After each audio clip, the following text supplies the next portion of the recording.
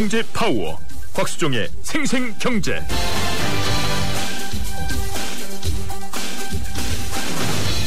안녕하십니까. 10월 23일 수요일 YTN 생생경제 시작하겠습니다. 곽수종입니다. 최근 들어서 여러 가지 걱정거리가 경제 이슈로 많이 등장을 하는데요. 저는 개인적으로 요즘 이 카드론하고 리볼빙 등에 대해서 신용카드 대출이 상당히 연체되는율이 급증하고 있다 그러네요. 대출 잔액 급증은 물론이고 연체율이 작년에 비해서 2.91%나 증가했다고 하니까 여기다가 현금 서비스 연체율도 증가하고 있답니다. 3.42%인데 이건 뭘 말할까요? 그만큼 서민 가정에는 돈이 돌아가지 않는다는 이야기 아니겠습니까? 정부가 여러 가지 대책을 내세우고 부동산 경기 대책도 내세우고 합니다만 좀처럼 아랫목의 온기가 윗목까지 가지 않는지는 아닌가 걱정이 됩니다. 이참에 이 경제 핫이슈 시간에 다뤄보려고 하는데요. 산업용 전기요금 특혜를 받고 있는 기업들은 이 다른 용도로 몰래 쓰다가 적발됐다고 합니다. 그것도요, 다른 기업도 아니고 삼성 같은 대기업이 말입니다. 지금 우리나라는 100원 정도 킬로와트당 내거든요. 생산 원가가 OECD가 184원인데 OECD보다도 거의 2배나 낮은 산업용 전기요금을 깎아주고 있음에도 불구하고 또 도둑까지 했다. 이거 문제 있는 거 아니겠습니까? 그리고 또 이 경제 핫이슈 시간 3부에서 짚어볼 내용은 5만 원권이 시중에서 점점 사라지고 있다는 겁니다. 지하경제 말은 많이 양성화시켜야 된다는 이야기가 들리는데 5만 원권이 숨어들고 있다는 말은 양성합니까? 음성합니까? 한번 따져보도록 하겠습니다. 곽수종의 YTN 생생경제 1부 시작하겠습니다.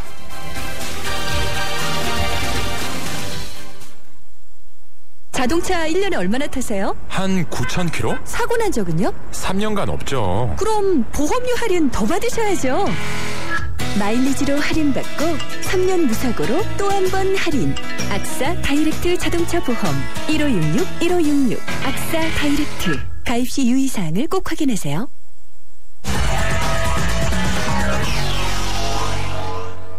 네, 조금 전 마감한 증시사항 한번 살펴보겠습니다. IBK투자증권의 서동필 투자전략팀장입니다. 안녕하세요. 네, 안녕하세요. 오후장이 왜 이렇게 흘러내렸습니까? 2035로 마감이 됐네요. 네, 코스피는 20포인트 하락해서 2035포인트에서 마감을 했습니다. 뭐 특별한 영향을 찾아내긴 쉽지 않지만 지금 아무래도 중국 쪽에서의 뉴스가 좀 악영향을 미쳤나 것이 아닌가 어떤 싶습니다. 뉴스입니까? 일단 기본적으로 이 중국 은행 간 이 단기자금 거래 15라고 하는 것이 지금 단기간에 한 72bp가 올랐고요. 네.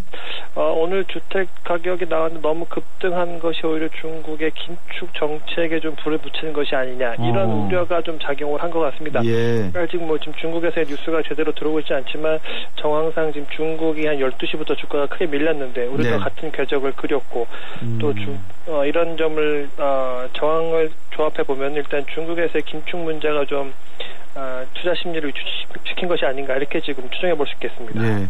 방금 그렇게 말씀해 주시니까 궁금한데 지금 중국이나 미국 같은 경우에 이제 날짜가 틀리니까 서로 밤낮을 바꿔서 뉴스를 확인할 수가 있지만 중국 같은 이런 실시간으로 들어오는 뉴스가 우리 주식시장에 반영되는 경로는 어떻게 되는 겁니까? 일반적으로 우리가 중국 시장의 지수는 짧게는 10분, 길게는 30분 정도 좀 이제 뒤에 있는 숫자가 들어오는 거죠. 네. 12시에 받아보지만 실제로 중국은 11시 반에 이제 이루어진 거래일 테니까요. 네네. 하지만 이런 지표들이 급격하게 특히 중국 시장은 장중 변동성도 큰 경우가 많기 때문에 이렇게 좀 급격하게 밀리게 되면 중국에서의 주가를 보고 먼저 관련된 주식들이 반응을 하고요. 네. 그 후에 사태를 분석하면서 다시 종목별로 편차가 나눠지는 거니까 일단 네. 중국의 주가 흐름을 먼저 우리가 접하고 그것에 대해서 반응하는 이런 형태다라고 보시면 되겠습니다. 네, 그럼 기관들이 보시기에 야 이게 진짜 중국에서 뭔가 좋지 않은 흐름이 있구나 이래서 기관분들의 투자는 소극적일 수 있는데 오늘 39일째입니다. 그죠? 외국인들. 네. 오늘도 매수했습니다. 외국인 투자들의 매수는 이제 너무나 많은 이 분석들이 오가고 있습니다. 한국 시장의 한국 주식이 안전자산이다라는 얘기가 나왔고요. 이제는 환율이 계속 지금 저희는 1,050원, 원달러율이 1,050원 정도면은 기술적으로 지지선, 더 이상 강세로 가지 않을 거다라고 보고 있지만, 네.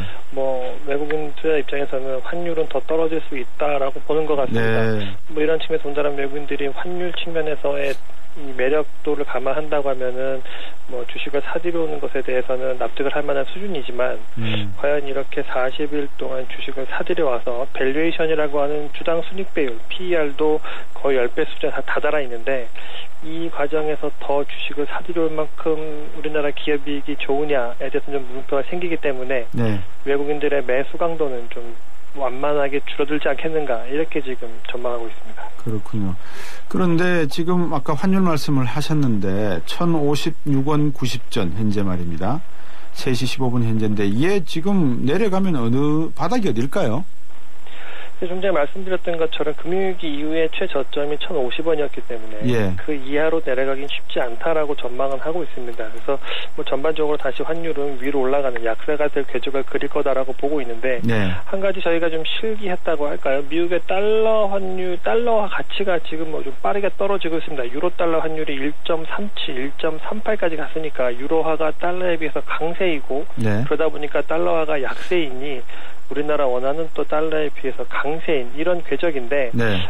지금 같아서는 뭐 1,000원을 깰 개연성은 뭐 지극히 낮다라고 보고 있고요. 예. 뭐 말씀드렸던 것처럼 금융위기 이후에 저점이 1,050원이었으니까 아무래도 1,050원이 지지선 구간이 되지 않겠는가 지금 이렇게 전망하고 있습니다. 네. 오늘도 뭐 간헐적으로 뉴스가 나왔습니다만 양적 완화 축소 뭐 다른 분들은 또 테이퍼링이라고 말씀들을 하시는데 네. 이게 우리 환율하고 맞물려 간다면 제가 몇 번 전문가분들하고 방송에서 말씀을 드렸습니다만 내년 1분기 내지 2분기 초 1분기 말 정도의 양적 완화가 제넷 앨런 연준 의장이 새로 임명되면서 가능성이 있지 않느냐. 그러면 우리 환율 하락과 또 양적 완화 축소 우리 경제 전반적인 충격 이게 내년 하반 2분기부터는 좋지 않을 수도 있다라는 생각이 드는데 그때쯤 우리 증시는 영향이 없을까요? 지금 같아서는 뭐 어떻게 보면 빠르면 2월 7일 날까지 한정되어 있는 미국의 부채한도 협상 이거 다시 불붙을 수가 있고요. 그렇죠. 그렇다고 보면은 오히려 지금 같은 상황이라면 악재가 호재가 되기 때문에 이게 싸움이 붙어버려서 또 이번 10월 같은 문제가 불거진다고 하면은 양적 완화 규모 축소가 어쩌면 3월로 미뤄질 수도 있지 않는가 싶습니다만 예.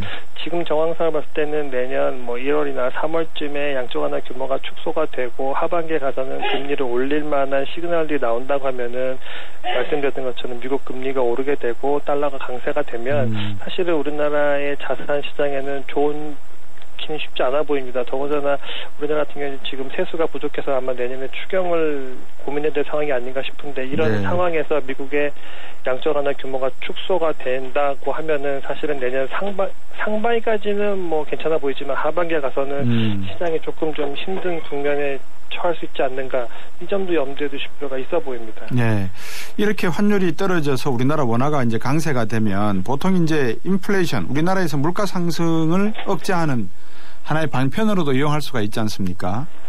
그런데 우리나라 물가 상승이 과연 인플레이션이라고 부를 만큼 높으냐 그것도 아닌 것 같고 예. 환율과 금리의 움직임에 따라서 시중의 유동자금이 흐름이 증시로 들어가느냐 마느냐 결정할 수도 있을 것 같은데 앞으로 증시 유동성 또 볼륨 거래량 어떻게 보십니까? 예, 너무 어려운 질문 주셨는데요.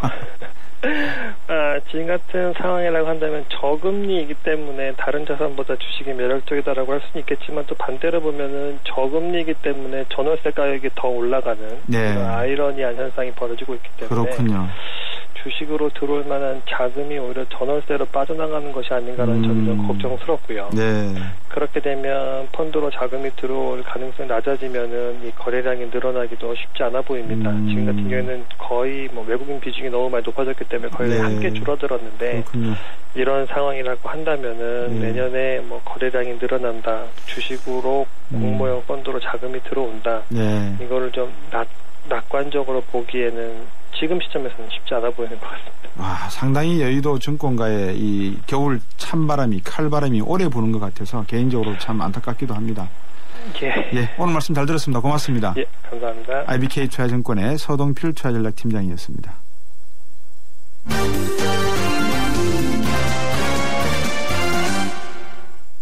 한국일보 이성철 산업부장과 함께 경제뉴스 정리해드리겠습니다. 안녕하십니까? 안녕하세요. 금융투자업 규정 개정안이 시행된다. 이게 어떤 개정안입니까? 네, 우선 그 내용을 간단히 말씀을 드리면은 네. 증권사가 네. 계열 관계에 있는 회사의 어떤 투자 부적격 등급 회사채 또 CP 이런 것들을 투자자들한테 권유할 수 없게 됩니다. 또 그러한 이 정크본드 투자 부적격 등급의 회사채나 CP 계열사들이죠. 그거는 고객이 구성 재산에 편입시키지도 못하게 됩니다. 이제 이런 내용을 담은 금융투자업 규정 개정안이 이제 24일부터 본격적으로 시행이 되는데 이 규정 개정안이 관심을 끄는 거는 쉽게 말해 제2의 동양증권 사태를 막기 위한 겁니다. 그렇겠네요. 아시는 것처럼 동양증권 같은 경우는 그 동양그룹의 다른 계열사 회사채들을 고객들한테 거의 뭐 속이다시피 해서 팔았습니다. 엄밀히 말하면 다 이미 투자 부적격 단계에 들어간 굉장히 위험한 채권인데 그리고 다른 증권사들이 이러한 위험한 채권은 취급하지 않으니까 동양증권 창구에서 이것이 집중적으로 판매가 됐고 판매하는 과정에서 별 문제가 없다. 고수익이 보장된다. 뭐 경우에 따라서는 뭐 원금 손실 가능성 없다. 이런 식으로 그 고객을 현혹한 거죠. 불안정 판매를 한 겁니다.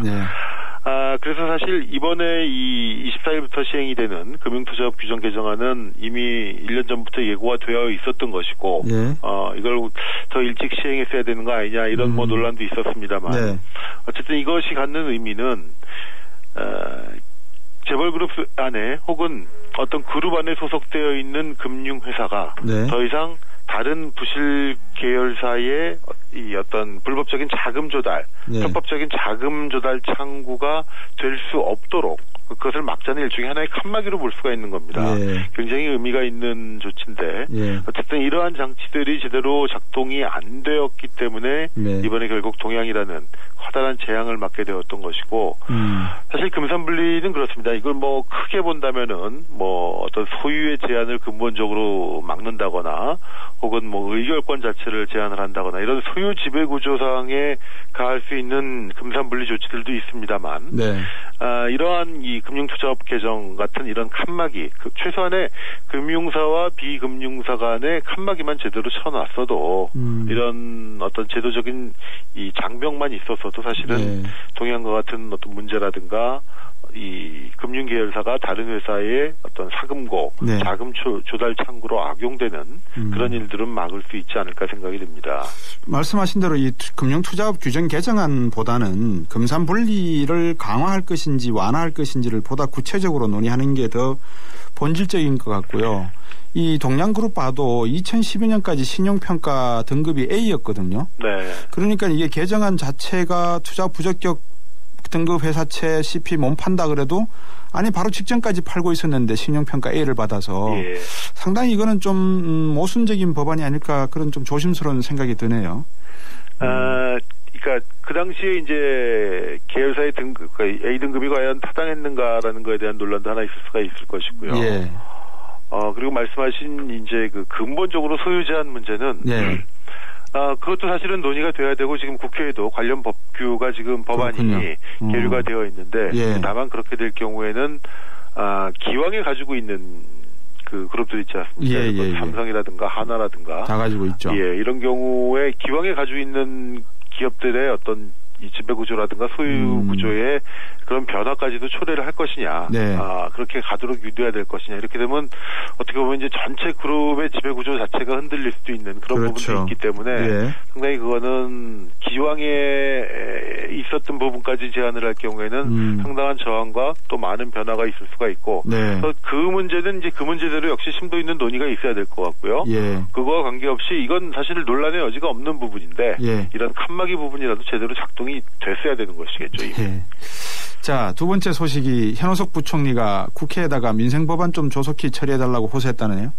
오늘 현호석 부총리 겸 기획재정부 장관이 이 경제장관회의를 주재한 자리에서 그 얘기를 했습니다. 지금 국회가 아시다시피 지금 이 국정원 댓글 문제 이런 것 때문에 사실 지금 뭐 거의 제대로 작동되지 않고 있고, 뭐, 물론 국감 진행이 되고 있습니다만 국감 자체가 거의 이런 문제로 지금 진행이 되다 보니까 자꾸 민생, 뭐 이런 것들에 대한 부분들이 전혀 진전이 없는 상태입니다. 물론 국회라는 자리는 기본적으로 굵직한 정치적인 이슈 또 뭐 이런 것들에 대한 추궁과 당연히 있어야 되는데 네. 그건 그것대로 하더라도 민생 관련 법안들이라든가 민생 관련 조치들은 또 역시 이것대로 해줘야 되는 거거든요. 근데 네.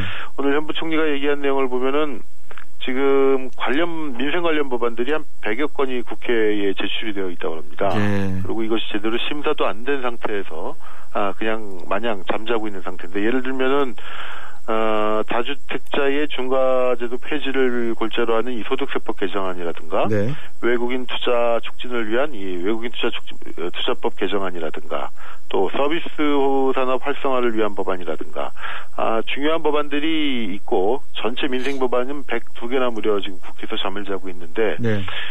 지금 뭐 회기가 이제 뭐 한 달 반밖에 안 남지 않았습니까? 법정 시한대로 따진다면. 네. 예산안 지금 글쎄요. 지금 추세를 보면 예산안 올해도 아마 예산안이 법정 시한인 12월 2일을 넘어갈 가능성이 높고 또 민생 법안들은 다음 국회로 넘어갈 가능성도 있는데 국회가 할 거는 하고 기본적으로 정쟁도 하고 해야 되겠죠. 예. 자, 김중수 총재. 제가 조금 전에 아까 우리 서동필 차실 팀장한테 물어봤었는데 미국 양적 완화 예측을 좀 하고 계셨네요. 어떻게 보십니까? 근데 김중수 총재 말씀이 자꾸 틀려가지고요. 그랬죠. 이분이 페더럴 리저브 뱅크 그러니까 연준이 와이오밍에서 하는 그 모임에 갔다 와서는 곧 할 거다 이렇게 이야기했죠. 예, 그렇습니다. 예. 그때 9월 달에는 아마 확실하게 양적 완화에 들어갈 거다라고 물론 예. 뭐 김중수 총재도 뭐 본인의 예측이라기보다는 여러 가지 이제 월스트리트나 아니면 여러 군데서 나오는 이제 정보를 토대로 얘기를 했을 텐데 미국에서도 뭐 틀린 사람들 많으니까요.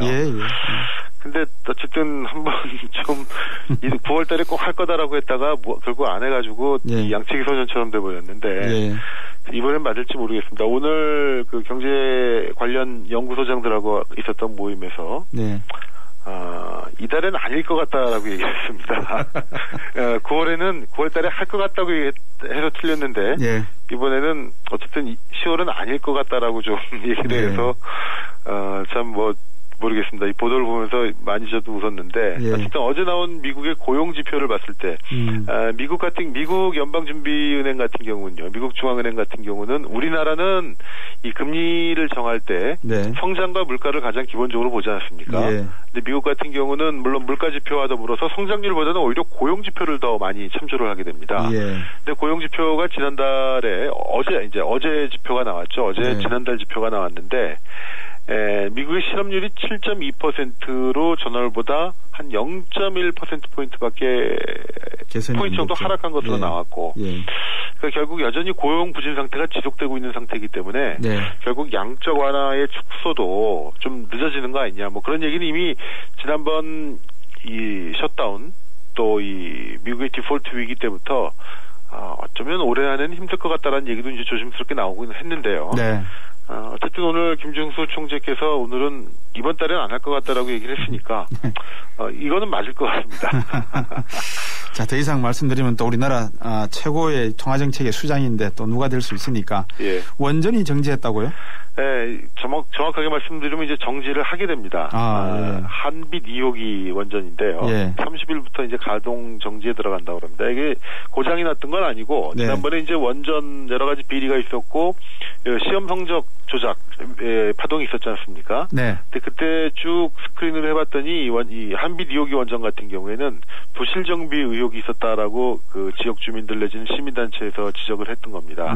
그래서 원자력 안전위원회가 이 가동을 30일부터 중지를 하고 여러 가지 증기 발생용 이 용접부라든가 이런 데 안전성 확인을 하고 특히 이번에는 이제 지역 주민들이 굉장히 불안해하기 때문에 주민 설명회라든가 또 주민 참여라든가 이런 걸 통해 가지고 안전성 부분에 대한 우려가 없도록 투명하게 과정을 공개하겠다라고 했는데 이 시간에 좀 이 원전 얘기를 좀 그만 전해드려야 되는데 자꾸 나옵니다. 참 저도 답답합니다. 글쎄 말입니다. 뭐 큰 사고가 아니길 바라고요. 어쩔 수 없죠. 그래서 국민들은 아셔야 되니까요. 오늘 말씀 잘 들었습니다. 고맙습니다. 한국일보 이성철 산업부장이었습니다. 저 김광규 여행도 혼자 하고 쇼핑도 혼자 하고 보험가입도 인터넷에서 혼자 하죠. 아주 쉽고 편하게. 새벽 3시까지 4단계로 간편하게. 삼성생명 인터넷보험 라운지. 인터넷보험도 삼성생명이 만들면 다르네. 삼성생명 인터넷보험 라운지. 지금 클릭. 광대역 LTE는 LTE폰이면 다 되는 거요? 아니라 모두 되는 거 KT폰. 오직 모든 LTE폰에서 광대역 LTE 되는 건 KT폰. KT로 오시오. 웰컴. 황금 주파수 광대역 LTE 올레. 9월 30일 기준 올레닷컴 참조. 네, 지금까지 생생경제 일부 함께 하셨습니다. 여러 가지 소식이 있었습니다만 원전이 또 잠시 멈출 거라는 이야기, 그리고 미 연준 정책에 의해서 우리나라 증시도 상당히 변동폭이 커지고 있다는 것. 오늘은 중국 쪽에서 영향이 좀 있었던 모양입니다. 2부 경제핫 이슈 시간에서는 삼성그룹 계열사가 이 값싼 산업용 전기를 다른 곳에 또 사용했다가 291억이라고 하는 더 이 위약금을 내게 됐답니다. 대기업들이 불법적으로 사용하고 있는 산업용 전기, 과연 이대로 괜찮은지 정의당의 김재난 의원과 함께 말씀 나눠보겠습니다. 2부에서 뵙겠습니다. 우리 동네가 활짝, 우리 모두가 활짝.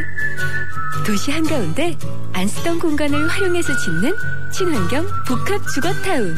행복주택이 찾아갑니다.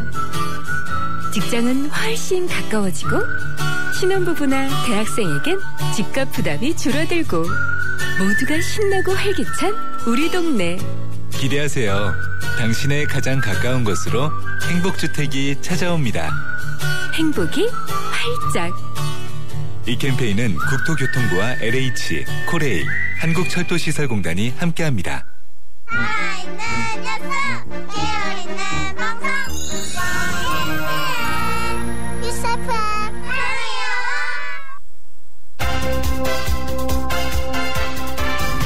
문제는 경제다. 경제를 풀어봅니다. 곽수종의 생생경제.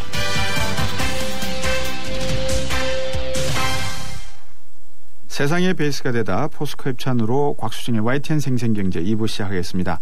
여러분이 곽수정의 YTN 생생경제 직접 참여하실 수 있습니다. 실시간으로 YTN 라디오가 새로 여러분과 함께하는 애플리케이션 예스를 통해서 하실 수 있고요. 또 옛날처럼 단문 50원, 장문 100원이 부과되고 있습니다. 휴대전화 우물정 0945번 이용하셔도 되고요. 트위터 사용하시는 분은 골뱅이 YTN 밑줄 이코노미로 하셔도 됩니다.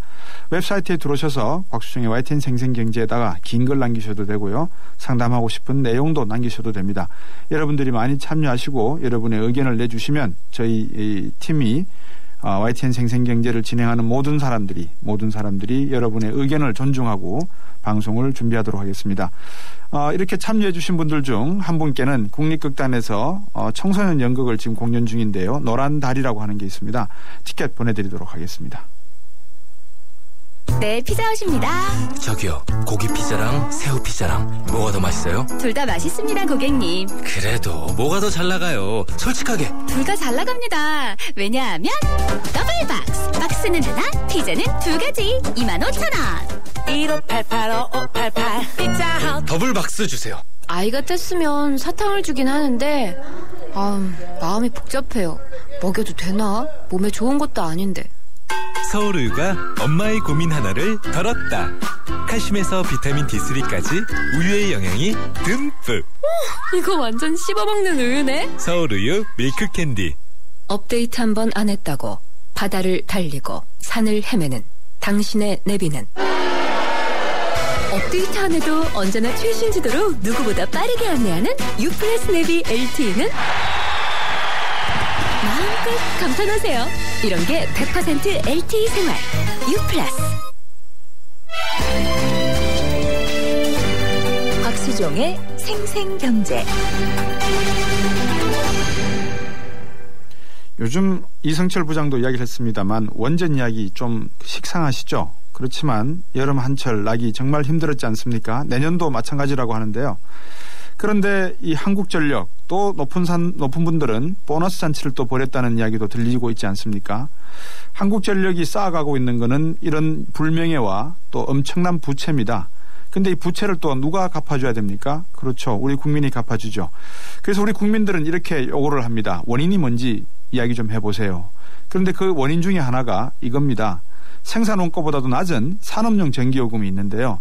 대기업에서 이 산업용 전기요금조차도 아끼고자 또 아끼고 허리띠를 졸라매야 되지 않습니까? 그러다가 적발이 됐는데 이걸 훔쳤었답니다. 다른 용도로 몰래 쓰다가 적발됐다는데 이 내용을 정의당의 김재난 의원과 말씀 나눠보겠습니다. 안녕하세요. 안녕하세요. 네. 수고 많으십니다. 국감기간이죠? 네, 지금 현재 국정감사하고 있는 중입니다. 네. 말씀해 주신 대로 기업들이 일반 전기요금에 적용되는 사업장에서 요금이 싼 산업용 전기를 몰래 사용했다고요? 네, 그렇습니다. 저희가 국정감사 자료를 이제 요청해서 그 확인하는 과정에 네. 한국전력이 이제 적발해서 그 대기업들에게 그리고 또 뭐 여러 다른 곳에 위약금을 물리는 네. 이런 자료를 확인하면서 알게 되었습니다. 예.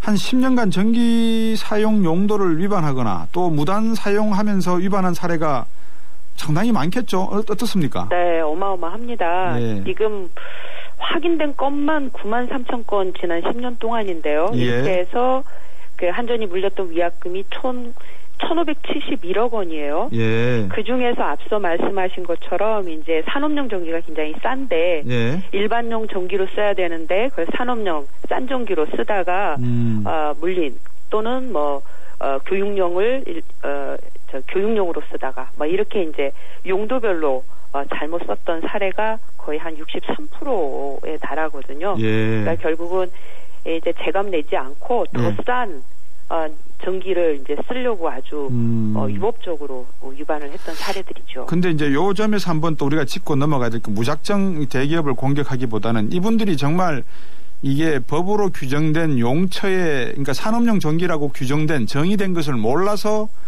이제 쓴 부분도 없잖아요. 억울한 부분도 있을 것 같은데요. 알고 쓴 것이 있습니까? 아니면 진짜 모르고 이렇게 사용하다가 산업용인데 자기들 용도를 변경한 게 돼버린 게 그것도 있습니까? 어떻습니까? 네, 제가 볼 때는 모르지 않았을 거라고 보고요. 이제 보통 산업용이다 그러면 네. 공장에 적용을 이제 산업 쪽 공장에다 네. 적용을 할 텐데 네. 공장 안에다가 뭐 연구시설이나 제조 설비를 두었다가 예. 이걸 이제 이전을 해서 네. 연구시설이나 사무실이 공장 밖으로 나와서 일반 용도로 사용되는 경우 네. 이것마저도 이제 전환 신고를 해서 싼 산업용이 아니라 일반용으로 내야 됨에도 불구하고 그렇죠. 그걸 예. 그대로 쓰고 있었던 거거든요. 그렇군요. 뭐 이런 경우에는 뭐 결코 모르는 바가 아니라 알고 그랬던 거겠죠. 그리고 특히 저희가 이번에 굉장히 좀 괘씸하게 생각하는 대기업들 경우 모를 네. 리가 없지요. 예. 그 어느 정도 이득을 보기 때문에 이렇게 용처를 바꿔가면서 이렇게 훔쳤었습니까? 지금 우리나라의 그 이제 용도별로 일반용, 주택용, 산업용, 그렇죠. 교육용, 뭐 농업용 이렇게 이제 용도별 분류를 하고 있습니다. 네. 근데 이걸 이제 비교를 일반용하고 산업용을 해보면 일반용은 킬로와트아워당 112원이 조금 더 되고요. 예. 산업용은 92.8원이에요. 예. 우리가 보통 가정에서 그 우리 소비자들이 내는 주택용은 123.7원입니다. 그러니까 예. 산업용이 굉장히 싸지요. 그러네요. 그러니까 그 일반용으로 내야 되는데 산업용으로 낸 경우에는 내야 되는 값의 20%를 덜 낸 거죠. 말하자면 킬로와트아워당. 네. 그런 면에서는 그 이걸 아끼려고 하는 입장에서는 20% 이상이니 킬로와트아워당 이걸 모아놓으면 적지 않은 액수겠죠. 네. 산업용 전기요금, 이 일반용 가정전기요금보다 상당히 싸다는 거 방금 말씀해 주셨지 않습니까? 네. 그죠? 그래서 우리가 전력 이야기를 할 때마다 산업용 전기요금 올리자, 여기 기업들이 엄청나게 반대하는 목소리를 냈거든요. 네. 방금 말씀해 주신 112원 50전, 일반용은 그런데 산업용이 92원 8전 정도, 80전 정도. 이건 어떻게 이런 엄청난 혜택을 보고 있습니까? 왜 이렇게 혜택을 주고 있습니까? 이게 이제 우리 식으로 하면 이제 산업을 부흥해야 된다 이제 이런 면들이 크지 않겠습니까? 그런데 네.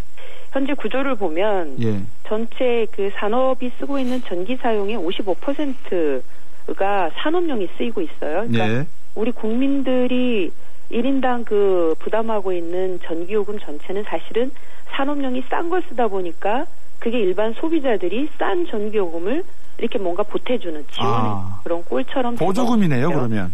네, 그런 역할을 하고 있는데 예.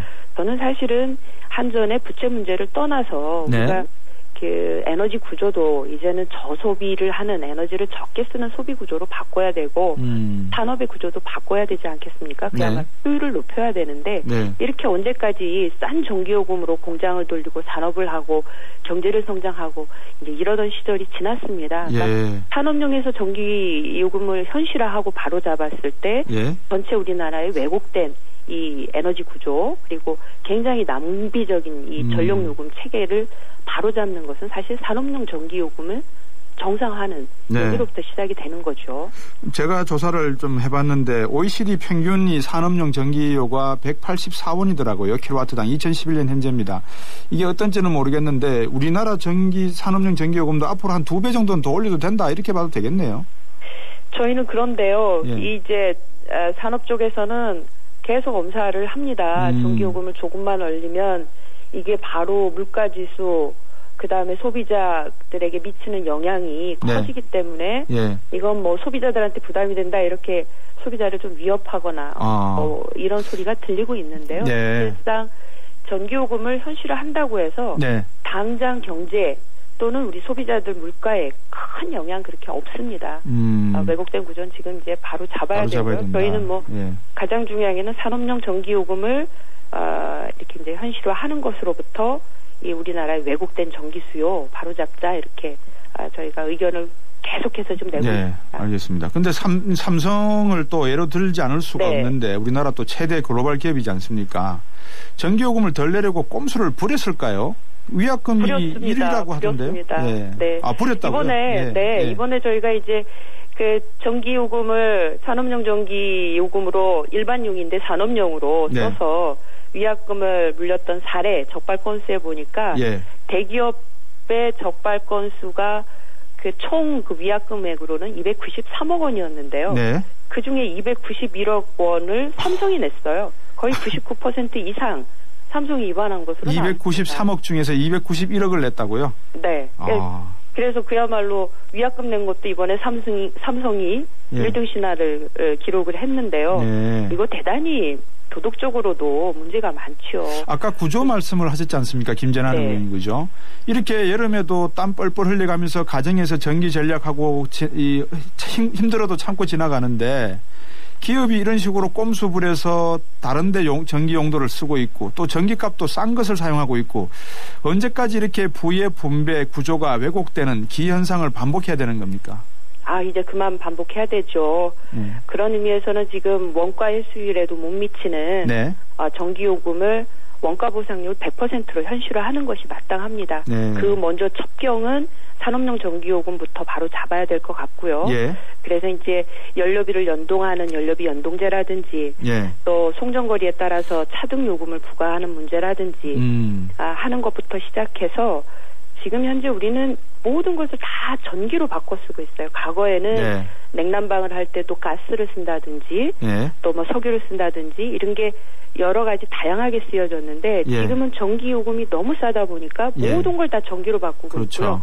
산업용의 경우에도 모든 그 공장에서 가동되고 있는 것을 다 전기로 바꿔 쓰고 있습니다. 그러니까 이런 왜곡된 구조를 바로 잡으면서 원가 보상률 100% 현실화하도록 했을 때 이런 기현상도 더 이상 반복되지 않을 거라고 생각합니다. 저는 그런 길에 특히 대기업이 엄살 부리지 말고 먼저 솔선수범해서 에너지 그 효율적이고 에너지 저소비형인 그런 산업구조로 경영혁신하고 먼저 앞장서는 게 대기업이 국민들에게 할 도리다 이렇게 생각이 듭니다. 이런 생각은 어떻습니까? 대기업들이 전자업체를 가지고 있으면서 우리 소비자들에게 많은 전자제품을 사용하게 지금 만들고 있지 않습니까? 그렇죠. 이런 전기 사용량이 많은 전자제품들을 생산해낸 대기업에게 특별세를 물리게 되면 그걸 또 다 소비자에게 전가시키겠죠?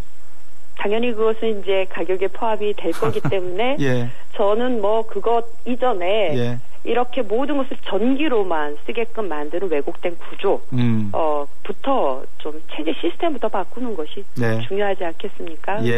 그런 노력을 이제 정부도 더 이상 머뭇거리지 말고 산업용 전기요금 현실화에 발벗고 나설 것을 다시 한번 촉구합니다. 예, 알겠습니다. 이 정의당의 김재남 의원님을 주축을 해서 이 산업용 전기 가격 현실화에 입법, 김재남 입법 이런 식으로 해서 한번 현실화시키는 문제를 깊게 생각해 주시면 고맙겠습니다. 꼭 그렇게 하겠습니다. 네, 오늘 말씀 고맙습니다. 감사합니다. 정의당의 김재남 의원님과 말씀 나눴습니다.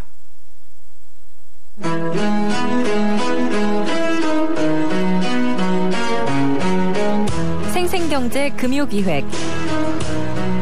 이번 주 생생경제 금요기획은 최근 뜨거운 이슈로 떠오르고 있는 복지정책에 대해 유시민 전 보건복지부 장관을 모시고 복지논란사회의 해독제 같은 이야기를 나눠봅니다. 궁금한 이야기, 함께하고 싶은 이야기를 웹사이트 참여 게시판이나 YTN 라디오 애플리케이션 예스 채팅창에 남겨주시면 금요기획에서 함께하겠습니다. 최근 이 금값에 대해서 궁금하신 분들이 상당히 많은 것 같습니다. 금값이 많이 떨어졌죠. 그죠? 그래서 지금 사둬야 될지 아니면 빨리 늦기 전에 팔아야 될지 궁금하실 것 같은데요. 그래서 오늘 살림살이 나아지는 여심 잡는 경제 시간에 금 투자에 대한 이야기 나눠보겠습니다. 여성이 만드는 일과 미래 생활경제상담센터의 푸른 살림 박미정 센터장입니다. 안녕하세요. 네, 안녕하세요. 요즘 금값이 많이 떨어졌습니까? 네, 많이 떨어졌다고 하더라고요. 하더라고요. 그러면은 저는 금과 관련이 별로 이렇게 밀접하지 않은 삶을 살고 있습니다. 아, 그렇습니까? 아기 돌반지 좀 받으셨지 않나요? 아, 저는 돌반지하고도 큰 관련이 없습니다. 요즘에 근데 돌반지들 많이 안 사고 비싸니까요. 비싸가지고. 예, 비싸서 그렇죠. 근데 우리나라는 이제 금 시세가 한돈 이렇게 하잖아요. 그렇죠. 근데 이제 국제 시세 같은 게 이제 온스당, 그람당 그렇죠. 이렇게 표시가 되니까 사실 이거 지표를 아무리 봐도 감이 안 와요. 아, 예. 그래서 근데 이제 금이라는 게 이게 투자 대상도 투자 대상인데 일반적인 이게 생활 경제하고 사실 밀접한 연관이 있지 않습니까? 네. 그러다 보니까 이제 궁금해들 많이 하세요. 예. 근데 이제 신문 보면 잘 모르겠고. 그래서 약 한 3.75g 요거를 아마 한돈이라고 하는 것 같아요. 예, 맞습니다. 예. 네, 근데 도매가 기준으로 이제 따지는데 이제 계속 요즘에 한 20만 원 선이었다고 합니다. 현행 가격이. 네. 근데 최근에 요게 한 17만 원 선, 16만 원 선 지금 이렇게 떨어지고 있는 거죠. 예. 심지어는 20만 원 중반까지 올라가서 이제 돌반지 못한다, 돌반지 시대가 갔다 이렇게 얘기까지 했는데 지금 이제 낙폭으로 따지면 한 20%가 넘는 겁니다. 그러네요. 꽤 많이 이제 폭락을 한 거죠. 저도 경제를 하지만은 왜 이렇게 폭락을 한 겁니까? 아니 이제 전문가들 얘기를 쭉 보니까요. 이제 우리나라 금값이라는 게 국내 수요와 공급 때문에 가격 변동이 일어나기는 상당히 어렵고요. 네. 이게 국제 금시장이라는 게 있어서 그렇죠. 거기서 이제 이렇게 가격을 이렇게 가격 추이가 결정되지 않습니까? 보통 국제 금시장은 런던 쪽을 이야기하는데. 네, 맞습니다. 그 런던 금시장 협회에서 고시 가격이 나오고 그거에 따라서 이제 금 가격이 이제 등락폭을 이제 같이 간다고 하는데요. 네. 이 전문가들은 이제 글로벌 경기 회복의 조짐이 아니냐. 이제 안전자산을 가지고 있기보다 이제 화폐를 가지고 이제 투자의 준비들을 하는 것은 아니냐라고 하는데 제가 보기엔 아직 그럴 만한 상황인가 싶기도 하고요. 그 화폐 가치가 떨어질 것이 염려가 되면 사람들이 이제 실물 자산에 투자하는 경향이 생긴다라고 합니다. 너무 인플레이션이 심각해지거나 아니면 디플레이션, 경기가 침체가 돼서 돈값이 너무 떨어지는 거 아니야라고 걱정이 되면 안전자산이라고 생각되는 이제 금이나 이런 다른 곳에 이제 투자를 하려고 하는 게 이제 일반적인 심리라는 거죠. 예. 떨어졌으니까 지금이 산다. 그거는 주식시장에서 말하면 쌀 때 사서 비쌀 때 팔아라. 네. 맞는 말 같은데 금시장에서는 아닌가 보죠? 이 금 전문가들 이제 도매하시는 분들 얘기를 좀 들어보니까 누가 금이 안전자산이라고 하느냐 이런 얘기들을 하세요. 근데 등락폭을 쭉 보니까 사실 그게 좀 맞는 말이더라고요. 지난 5년간의 금값 추이를 살펴보니까 이게 온탕 냉탕을 엄청나게 왔다 갔다 했어요. 그래서 2008년에 하반기를 따지면은 그람당 최저 가격이 약 한 29,542원 이렇다고 해요. 이게 2011년 하반기 최고 68,000원까지 올랐다고 하니까 그렇죠. 요게 이제 2년 만에 다시 또 폭락하고 하니까 이 변동폭이 사실 작은 편이 아니더라고요. 게다가 이제 통상 경제 위기가 이렇게 불거지게 되면 이 금값이 그거에 따라서 이제 오르게 되거든요. 불안하니까. 근데 최근에는 오히려 떨어지는 모습을 보이고 있다. 지금 미 연방 정부가 폐쇄됐다, 국가가 디폴트 되는 거 아니야, 채무를 불이행하게 되는 거 아니냐 뭐 이런 우려들이 커지고 있음에도 금값이 하락하는 것은 또 무슨 의미인지 모르겠다라고 분석하는 분들도 많거든요. 근데 이제 전문가들 얘기 들어보니까 이게 금이 그렇게 단기적으로 접근하는 그런 자산이 아니고 10년 정도를 텀으로 장기 추세로 놓고 보면 화폐 가치가 막 왔다 갔다 하고 불안한 것에 비해 그 인플레이션 대비 가치 보존이 잘 되는 편이고 무엇보다 환금성이 뛰어나기 때문에 장점이 있는 것이지 이거를 뭐 지금 오르고 내린다고 해서 막 들어갔다 나갔다 할 만한 상품은 아니다. 이렇게 얘기를 하는 것이죠. 그렇죠. 말씀 듣고 보니까 이제 부동산하고 현금하고 그 가운데쯤 있다라고 생각하면 되겠네요. 네, 그렇죠? 맞습니다. 완충 역할을 하는 것이죠. 그렇죠. 일반인들에게 금 투자 위험성이 어떤 것이 있을까요? 네, 일반인들한테는요, 일단 지식이 전무하다는 게 가장 위험합니다. 그 일전에 어떤 분이 그런 얘기를 하시는데요. 예전에 금을 샀대요. 금값이 많이 올랐다고 주위에서 떠드니까 한번 팔았대요. 그랬는데 생각해보니까 이렇게 비교를 해보니까 옛날에 샀던 그 값이더라는 거죠. 그래서 이게 도대체 뭐야? 라고 이제 생각을 했다고 하시더라고요. 이거 사실 일반적으로는 이렇게 잘 모를 리가 없다 뭐 이렇게 얘기하시는데 누구나 아시겠지만 이 금은 살 때 가격과 팔 때 가격 차가 약 9% 가까이 납니다. 그냥 앉은 자리에서 이렇게 하면 이제 9% 손실이 나는 것이죠. 그렇군요. 여기에다가 소매 거래를 했을 때 부가세가 최근에 이제 과세가 되기 시작했고요. 유통마진율까지 더한다고 하면은 15% 정도가 올라야 그때 본전이 된다라는 얘기가 나옵니다. 그렇군요. 그러니까 직접 제가 이제 금을 사고 파는 문제는 사실 굉장히 쉬운 문제가 아닌 거예요. 그렇죠. 예, 그리고 이제 금 펀드 같은 게 있죠, 요즘에. 뭐 금을 뭐 지수, 그 아까 말씀드렸던 국제 지수의 뭐 연계 상품으로도 나와 있는 게 있고 실제 금을 이제 서로 모아서 사는 금 펀드 같은 것들이 있는데 이게 이제 금값 등락폭이 이렇게 들쭉날쭉한 데다가 여기는 또 펀드 운용 수수료까지 겹치지 않겠습니까? 그러니 일반인들이 사실 효과적으로 투자한다는 게 쉬운 문제가 아닌 것 같습니다. 그렇군요. 참 일반인들에게는 어려운 문제인데 그래도 금값 하락 시기에 좀 투자하고 싶다라는 분들이 좀 계실 수 있는데 팁을 하나 좀 주시겠어요? 네, 팁이라고 할 것 같으면 이제 생활에서 이제 금이 쓰여지는 분야가 있습니다. 예전에 금값이 고공행진할 때 2011년 정도였거든요. 그때 이제 그때 마침 결혼하신 분들 결혼 반지가 너무 비싸서 하지도 못하겠다. 집도 비싸고 막 이런 우스갯소리들이 나왔었어요. 이 결혼식이 예정돼 있거나 뭐 돌잔치 때 누군가에게 반드시 돌반지를 좀 줘야 되겠거나 부모님이 뭐 환갑기념, 칠순기념으로 좀 이렇게 뜻깊은 귀금속을 좀 선물하고 싶거나 이런 게 미리 예정돼 있어서 금이 어쩔 수 없이 필요하다라고 했을 때는 값이 싸졌을 때 좀 미리미리 사둘 수 있다면 좋겠는데요. 이런 게 다 때가 돼서 있는 일이다 보니까 미리 준비한다는 게 어디 쉬운 일이겠습니까? 결혼 반지 사실 미리 사놓을 수는 없잖아요. 없죠.